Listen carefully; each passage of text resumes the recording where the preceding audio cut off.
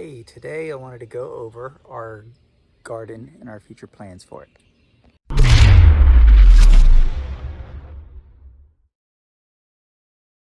So the first thing that I wanted to show you was um, this is where Carol is starting all of our tomatoes. These are all tomato plants right here. And I think she's got the hot peppers, chili peppers over here. And what she's got the little heating pad plugged in so that they're always kept warm and they're starting to grow. And you can see they're all leaning towards the window for the sun. And the doggies are over there. And she's got a little labels, hot peppers and tomatoes. Right, Jeepers? Good boy.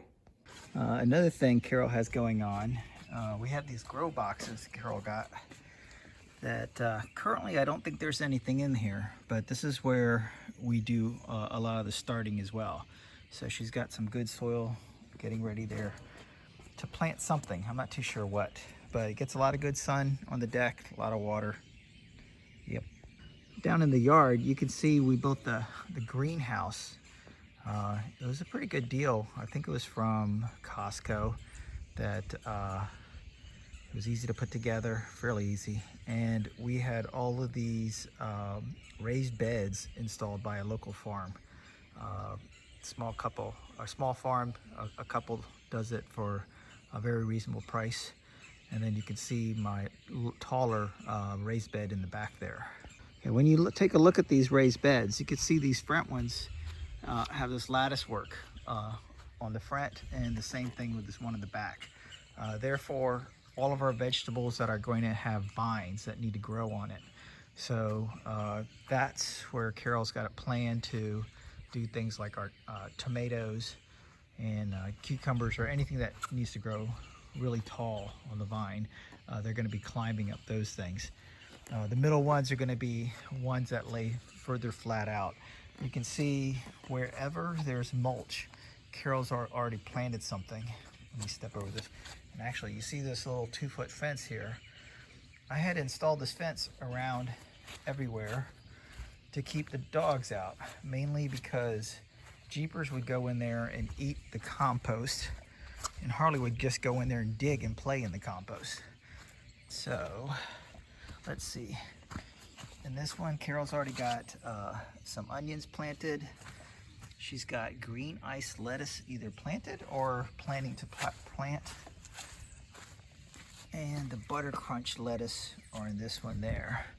So we got those planted, nothing else in these planters yet. In my big raised bed, Carol's already got the potatoes planted. We've got to get more compost and fill this up. It's really sunk down a lot since I first built it, but we'll get that next. And nothing over in this planter yet. And then you can see these planters, wherever there's the mulch down, that's keeping in the moisture for the plants that she's planted. It looks like this is going to be strawberries. And over here, more strawberries. All this around here is going to be strawberries. So that looks wonderful. And then let's take a look at what's in the greenhouse. Okay, over in the greenhouse, she's got the planters going already. I'm not too sure what they are because she doesn't have it labeled, but these are where they're starting to seedling and growing. I don't know what this is, but it looks pretty in here. And we keep a constant temperature of like 58 degrees, I think. So it's up to our heater. If it gets below 58, I believe it kicks on and keeps our plants nice and warm. Yeah, so that's what we have going on in our main part of our garden. Over here, we've got some blueberry bushes. The people who did our raised bed, they grow the blueberry bushes so that it gives us a head start. Normally, it would take 3 to 5 years for blueberry bushes to start having fruit. But they're saying, they've done all the hard work already. We should either see some late this year or possibly next year. Again, I had to put the 2-foot fence around each of these because Jeepers just wanted to pee on them all the time and eat the compost. In the further part of the backyard here, you can see where I put a hole in the gate, or in the fence. I'm gonna put another double gate in here, so that'll be another project. But I just put this temporary fence thing to keep the dogs in for now. But I need to be able to get the tractor back here so I can clear out some space. This is gonna be our compost heap. Right now, whenever we have our food scraps and everything, I bring it out here and I dump it and I throw some dirt on it. I'm digging post holes in here so that I can create a little box, a 5-foot by 10-foot box. That's gonna be full of nice, fresh topsoil that will be able to turn into compost. And that'll make it a lot better.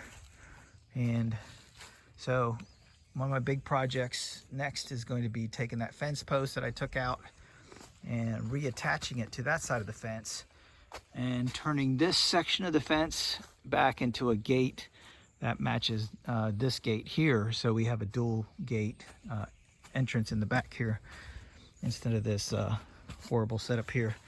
And temporarily, that's how it looks when it's all secure, which is wonderful, isn't it? Yep. Okay, when you saw the post holes I was digging at back, I'm digging them manually again. This is the post hole auger that Michael and I got to do fence posts in his yard. And it started working out fine, but then it stopped starting and running. It would run, or start, but not run. And I already replaced the carburetor. It's still having problems. So instead of waiting for me to fix this, which I don't have time to do, I've just started mainly digging the post holes I need. And this will be another project. A fun project is to reassemble this thing and try to get it going so I don't have to break my back. So we're back again in the back of our house, way in the woods here.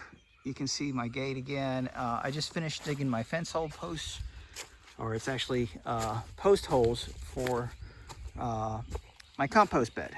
The compost bed is really important because it's going to allow us to throw all our food waste in here and generate really good potting soil. That's what compost does. All the food waste will add nutrients to the soil so we can reuse it without having to buy the bags of soil from the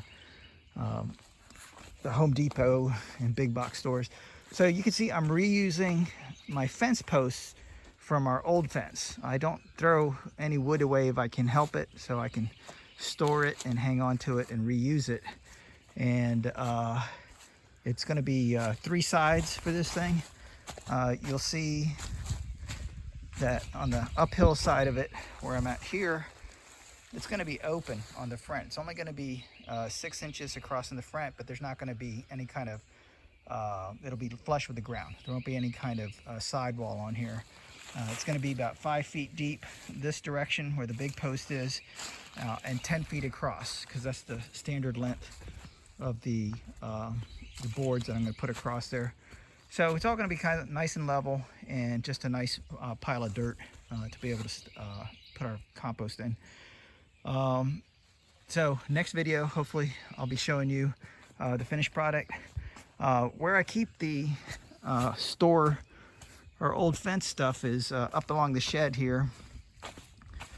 Carol and I spent maybe 2-3 days taking apart the old fence that was in the ground there. And I still have tons of 4x4s that was from the old fence that is going to be used for other projects. You can see all these pressure treated 2x4s that I've saved from other projects as well. I'm still waiting for a project to use my leftover brick. Actually, it looks like I gotta use it soon. You can see that the pallet sitting on it has rotted and collapsed. So one of these days I'm gonna use those as a foundation for something. One thing I wanted to go back into here and show you is that I actually had to use the math to get this even, where it's 5 foot from there to there, and then 5 feet from there to there, and a nice perfect triangle. I had to use the Pythagorean theorem. It's probably the first time I've ever used math in like 100 years, but it was neat to know. I was so excited I called Michael. I told him about it and had him confirm my math, that roughly it's 7 foot from this post here to this post here, where it's 5 foot from these two posts.